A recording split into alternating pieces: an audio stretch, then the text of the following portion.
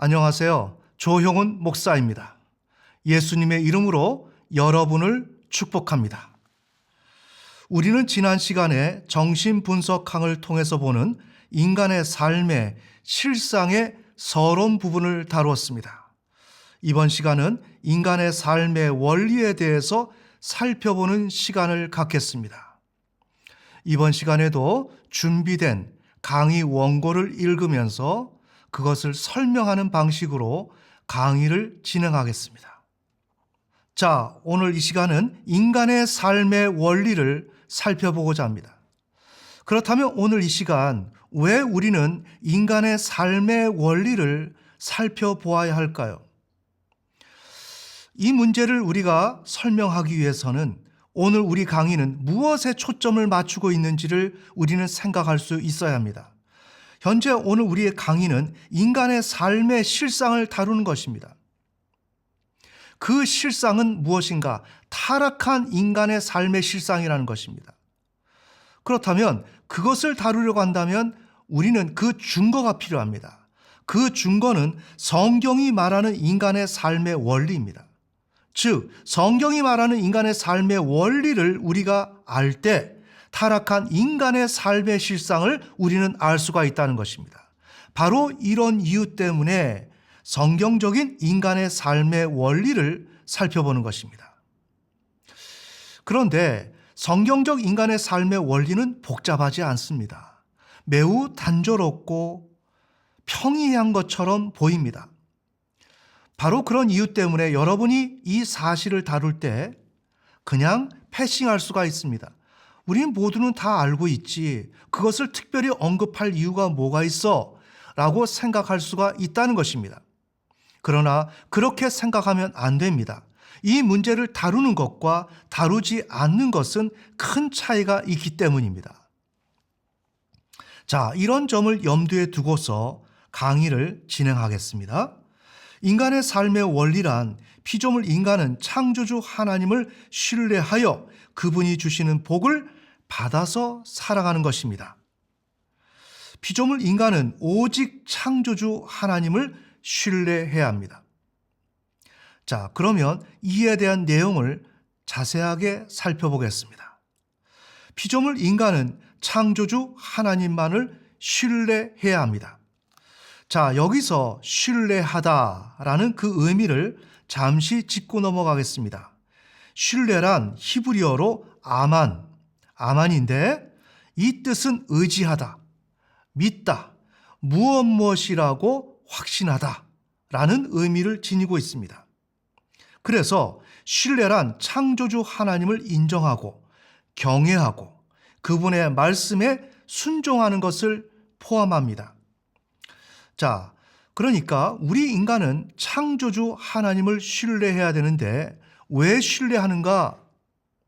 그분 안에 우리 인간의 삶의 필요가 모두 갖추어져 있기 때문입니다. 그래서 우리 인간은 그분을 통해서 우리의 필요를 받아야 합니다. 그렇다면 어떻게 받을까요? 그 첫 번째 단계가 하나님은 창조주입니다. 라는 사실을 인정하는 것입니다. 하나님은 나의 주권자입니다. 라는 사실을 인정하는 것입니다. 이것이 바로 신뢰입니다. 그렇게 할 때 하나님께서 우리 인간을 향해서 우리 인간이 필요로 하는 것을 내어줄 수가 있는 것입니다. 매우 중요하죠. 이것이 바로 신뢰하는 것이고 믿음입니다. 그래서 우리 인간은 하나님을 믿어야 하는 것입니다. 그렇다면 여기서 잠시 우리가 짚고 넘어갑시다. 하나님을 믿는 것과 예수 그리스도를 믿는 것은 어떠한 차이가 있을까요? 하나님을 믿는 것과 예수 그리스도를 믿는 것은 동일한 것일까요? 그렇지 않습니다. 우리 인간은 상기와 같은 의미에서 하나님을 믿어야 했었습니다. 그런데 우리 인간은 그 하나님을 믿지 않았습니다. 그래서 하나님께서 메시아로서 선지자, 제사장, 왕의 직분을 갖게 하신 예수 그리스도를 우리에게 보내주셨고 그분을 믿음으로 우리가 창조주 하나님을 믿지 못했던 것을 제대로 믿도록 하신 것입니다. 그러기에 하나님을 향한 믿음과 예수 그리스도를 향한 믿음은 다르죠. 그런데 현재 개신교에서는 하나님을 향한 믿음과 예수 그리스도를 향한 믿음을 동일하게 간주하고 있습니다. 동일하게 여기고 있습니다. 이것은 오류입니다. 하나님을 향한 믿음과 예수 그리스도를 향한 믿음은 다른 것입니다. 여러분이 오늘 이 시간에 하나님을 향한 믿음을 다룰 때 이 점을 숙지하고 넘어가는 것이 좋겠습니다. 자, 그래서 하나님을 향한 믿음에 있어서 그 목적은 무엇인가? 그 목적은 이미 말씀드린 대로 복을 얻어서 부요한 삶을 살기 위한 것입니다. 우리 피조물 인간은 인간 스스로 살아갈 수 없습니다. 살아가려고 해도 안 되는 것입니다. 하나님을 통해서 우리는 살아가야 합니다. 그렇게 할 때 필요한 것이 복입니다. 그 일을 위해서 우리는 하나님을 믿는 것입니다. 신뢰하는 것입니다. 그 다음에 우리가 하나님을 신뢰할 때 그 조건은 무엇인가? 그 조건은 배타적 창조주 하나님을 의식하고 인정하는 것입니다. 배타적 창조주 하나님. 하나님 외에 그 어떤 존재도 견주어서는 안 된다는 것입니다. 오직 하나님만을 상정해야 한다는 것입니다. 이것이 피조물 인간이 창조주 하나님을 신뢰할 때 갖추어야 할 조건입니다. 그 다음 또 다른 조건이 있는데 그분을 향해 일체 개입을 하거나 관여하지 않아야 한다는 것입니다. 하나님을 향해서 우리 피조물은 개입하면 안 됩니다. 하나님 이래야 되지 않습니까? 이것이 왜 그렇습니까? 이렇게 개입하면 안 됩니다. 우리가 관여하면 안 됩니다. 하나님이 하시는 대로 우리 피조물은 따라가야 합니다. 그 어떤 조건도 내걸면 안 됩니다. 무조건 순종입니다. 아멘. 마지막으로 피조물 인간이 창조주 하나님을 신뢰할 때 그 특징이란 무엇인가?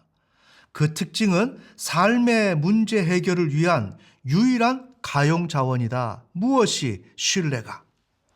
우리 피조물 인간이 삶을 영위할 때, 삶을 보존하려고 할 때 가용할 수 있는 자원이 있을 텐데 그 자원은 단 한 가지라는 것입니다.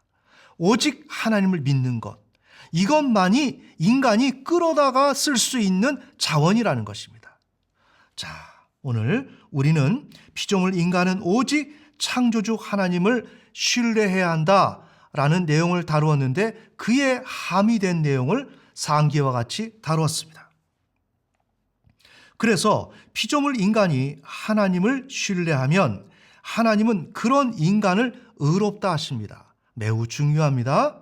우리가 먼저 하나님을 신뢰하면 바로 복을 주시는 것이 아니라 먼저 하시는 단계가 있다. 그것이 무엇인가? 너는 의로워. 왜? 하나님을 창조주로 신뢰했기 때문에.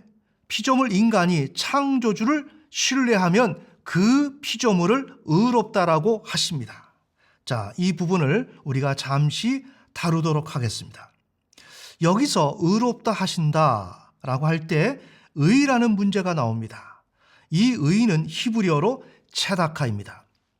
이것은 윤리적 칭의라고 합니다. 여기서 또다시 참고사항을 여러분에게 말씀드리겠습니다. 현재 우리 개신교에서는 의라는 것은 법정적 칭의만이 존재합니다. 그렇다면 법정적 칭의는 무엇일까요? 법정에서 죄인에게 너는 의롭다라고 칭해 주신다는 것입니다. 그러면 이것은 어떻게 이 일이 이루어질까요? 이것은 우리 인간은 하나님의 법정에서 죄인으로 섭니다. 그때 우리는 죄인이어서 지옥으로 갈 수밖에 없습니다. 그런데 우리의 중보자이신 예수 그리스도는 의로움을 갖고 계십니다. 그래서 우리 인간은 하나님 앞에 정말 은혜를 간구하는데 그 은혜를 간구할 때 하나님께서 미리 예배해 주신 분이 바로 예수 그리스도이십니다. 그때 우리 인간은 예수를 믿습니다. 예수님은 나에게 필요한 의로움을 갖고 있습니다 라고 믿으면 예수님은 자신이 가지고 있는 의로움을 죄인에게 전가해 줍니다. 전달해 주십니다. 그때 받는 의가 법정적 칭의입니다. 그러기에 이것은 법정에서 부여받는 의입니다. 그리고 이 의는 예수 그리스도로부터 직접 부여받는 의입니다. 매우 중요합니다. 그러나 지금 말씀드리는 이 의는 피조물 인간이 창조주 하나님을 믿는 것입니다. 그때 하나님이 직접 피조물 인간에게 부여하는 의입니다. 다르죠? 분명히 다릅니다. 그러나 현재 개신교는 이것을 무마시켰습니다. 피조물 인간이 창조주 하나님을 믿어서 얻는 윤리적 칭의를 없애버렸습니다. 그리고 법정에서 얻는 법정적 칭의만을 전부인 것처럼 만들어 놨습니다. 그래서 오늘 우리는 개신교에 소속해 있으면서 신앙을 하고 있는데 그런 신앙의 현실에서 윤리적 칭의를 우리는 알지 못하고 있습니다. 그것은 무엇을 의미할까요? 우리는 하나님을 믿고 그에 따라서 의로움을 얻는 것을 얻지 못한다. 자, 오늘 저는 여러분에게 여기까지만 말씀드리겠습니다. 자, 이렇게 해서 피조물 인간은 하나님을 신뢰하게 되는데 그렇게 되면 하나님은 그런 인간을 의롭다 하십니다. 그런데 성경은 표준에 일치된 것을 의라고 합니다. 의라고 얘기하는 것은 표준에 일치된 것을 의라고 성경은 말한다는 것입니다. 이때 창조주 하나님이 표준입니다. 피조물 인간은 그 표준인 창조주 하나님을 신뢰합니다. 믿습니다. 이것은 무엇라고 설명할까요? 하나님은 창조주입니다 라고 말한다는 거죠. 그러한 신뢰는 표준에 일치된 행위이죠. 그렇기 때문에 그 신뢰는 의입니다. 이처럼 피조물 인간은 온 우주와 인류의 경영에 표준 되시는 창조주 하나님을 신뢰해야 합니다. 그분의 명령에 순종해야 합니다. 그렇게 하여 의롭다함을 얻어야 합니다. 이것이 피조물 인간이 취해야 할 행동입니다. 자, 봅시다. 이렇게 우리 인간이 의롭다함을 얻으면 하나님은 명령에 순종하여 의롭다함을 얻은 사람에게 복을 주십니다. 매우 중요하죠. 우리의 인생은 이러한 과정을 거쳐야 하는 것입니다. 그러나 아쉽게도 현재 우리는 이 과정을 거치지 못하고 있습니다. 밑도 끝도 없이 예수 그리스도를 믿어서 응답받는다는 이러한 이상한 논리에 젖어 있습니다.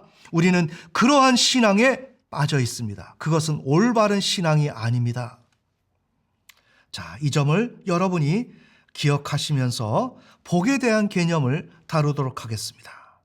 복은 히브리어로 베레크입니다.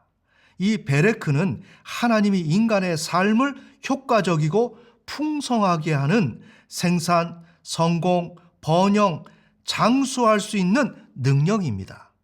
매우 중요하죠. 우리의 인간의 삶을 효과적이고 풍성하게 할 수 있는 능력이라는 것입니다. 이것이 복입니다. 그러면 여기서 잠시 정리합시다.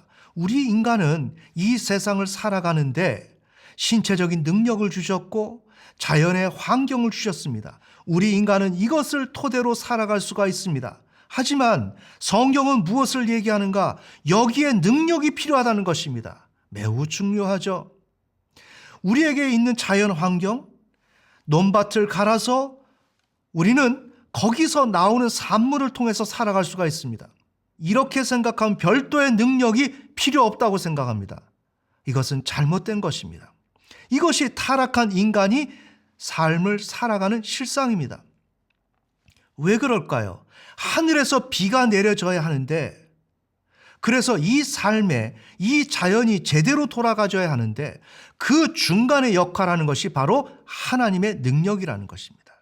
그 능력이 있어야 비가 제대로 오고 땅이 제대로 열매를 맺습니다.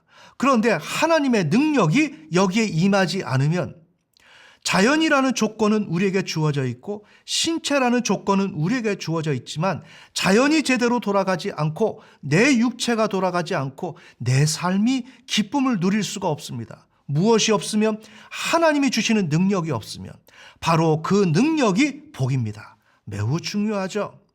이 능력을 얻기 위해서 우리는 하나님을 믿어야 하는 것입니다.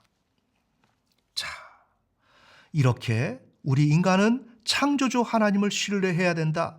그렇게 신뢰하면 하나님이 우리 인간을 의롭다 하시고 그렇게 의로운 인간에게 하나님이 복을 주신다. 그렇게 복을 주시는 그 능력을 통해서 우리 인간은 살아가야 된다. 이것이 피조물 인간의 삶의 원리라는 것입니다. 그러면 이번 시간은 여기까지 진행하겠습니다.